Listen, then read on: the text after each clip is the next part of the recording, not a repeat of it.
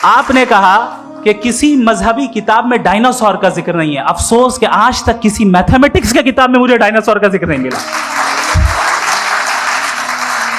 तो इसका मतलब मैथमेटिक्स की किताब बेकार है? नहीं, उसका वो टॉपिक नहीं है। रेवलेशन का और मजहबी किताबों का टॉपिक ये नहीं है कि आपको आके बताए साइकिल कैसे बनाते हैं या आकर ये बताएं कि जो है डायनासोर कब था। वो तो मोरालिटी सिखाने आया है, गॉड के बारे में बताने आया, नॉन फिजिकल रियलिटी की हकीकत को सिखाने के लिए आया। रिलीजियन साइंस को रोकता है? नहीं रोकता। अगर रोकता है तो गलत करता है। रिलीजियन साइंटिज्म को रोकता है, जिसमें हमारे जावेद साहब मुब्तला है। साइंस और साइंटिज्म में फर्क है। साइंटिज्म यह है कि आप समझें कि साइंस और साइंटिफिक मेथोडोलॉजी ये नॉलेज को हासिल करने का वाहिद सोर्स ऑफ नॉलेज है। यह है साइंटिज्म। हम इसे रिजेक्ट करते हैं। हम साइंस को तो तरक्की करते हैं, भाई आप हमारी पूरी तारीख कर लें, पढ़ लें तो आपको पता चल जाएगा। बहरहाल ये अलग टॉपिक है। उसके बाद इन्होंने एक लफ्ज कहा, वेटिकन ने फतवा दिया। वेटिकन का फतवे से कोई ताल्लुक नहीं है, दोनों कॉन्ट्राडिक्टरी अल्फाज हैं। उसके बाद उन्होंने कहा कि भाई हमें नहीं मालूम। अगर नहीं मालूम तो क्लियरली कह देना कि नहीं मालूम है, इसमें क्या हर्ज है? तो वही तो मैं कह रहा हूं ना कि आप कह दें कि नहीं मालूम, लेकिन क्लेम क्यों कर रहे हैं कि गॉड एग्जिस्ट नहीं कर रहा है? आप कह दें नहीं मालूम है, हो सकता है हो सकता ना हो, लेकिन आप क्लेम कर रहे हैं। The moment you say God does not exist, this is a claim and now the burden of proof is upon you too, जैसे हमारे ऊपर है।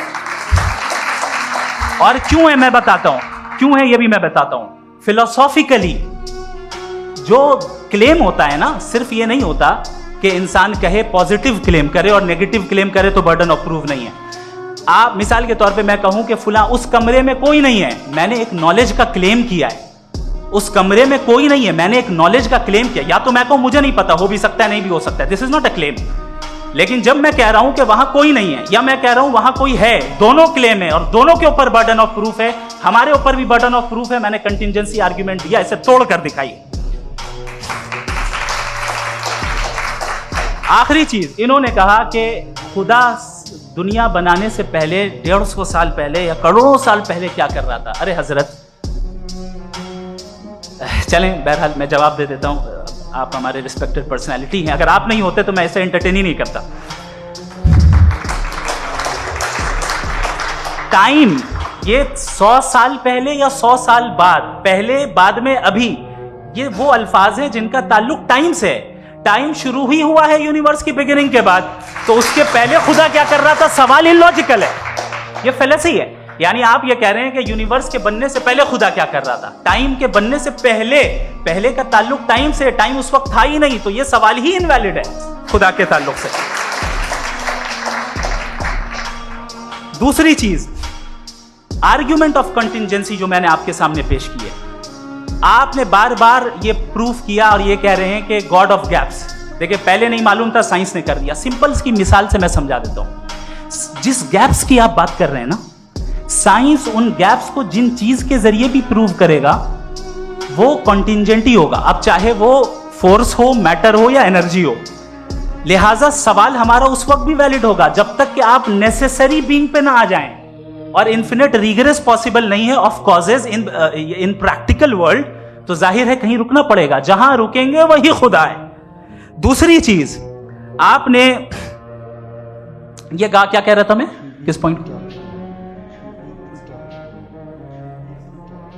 What? Oh no, after that. Just now. हाँ, जहां रुकेंगे वही खुदा है। बहरहाल, तो टाइम का जिक्र हो गया। गॉड ऑफ गैप, सॉरी, या इसकी एक मिसाल आप ले लें। एक कार है, एक साहब ने देखा कि भाई कार जो है उसके व्हील्स कितने अच्छे लगे हुए हैं, सही जगह पे। स्टीयरिंग जो है कितने अच्छे जगह पे लगी हुई, और सीट्स कितने वेल डिजाइंड है, कितनी प्रिसाइजली ये कार काम कर रही है। तो जरूर कोई ना कोई इसे क्रिएट किया है, किसी ने क्रिएट किया है। अब जावेद साहब आए और कहे, अरे जनाब बोनेट खोलिए, इसमें इंजन है, इंजन इस कार को चला रहा है, hence prove no one has created the car. This is illogical, this is irrational. आपने इंजन के जरिए उस गैप को तो साबित किया, लेकिन क्या उससे कार की जो क्रिएशन है और उसका जो क्रिएटर है ये इम्पॉसिबल हो जाए? ऐसा पॉसिबल है? उसका सवाल खत्म हो जाए, ऐसा पॉसिबल है? नहीं। आपने गैप्स को फिल करके, कॉन्टिंजेंट चीजों से गैप्स को फिल करके हमारे ऑब्जर्वेशन को और ब्रॉड कर दिया। अब हमें और पता चल गया कि ये जो कार है इसका सिस्टम कितना ज्यादा कॉम्प्लेक्स है। पहले कम समझते थे, अब कॉम्प्लेक्सिटी और ज्यादा वाजे हो गई। अब हमें समझ में आ रहा है कि हमारी सर्टेनिटी और बढ़ गई कि जरूर इस कार को किसी ना किसी ने बनाया। यही मामला यूनिवर्स का है। साइंस हमेशा फिजिकल वर्ल्ड की चीजों को ही फिल करती जाएगी और फिजिकल चीजों से ही करती जाएगी, क्योंकि एम्पेरिकल एविडेंस का ताल्लुक फिजिकल वर्ल्ड से है।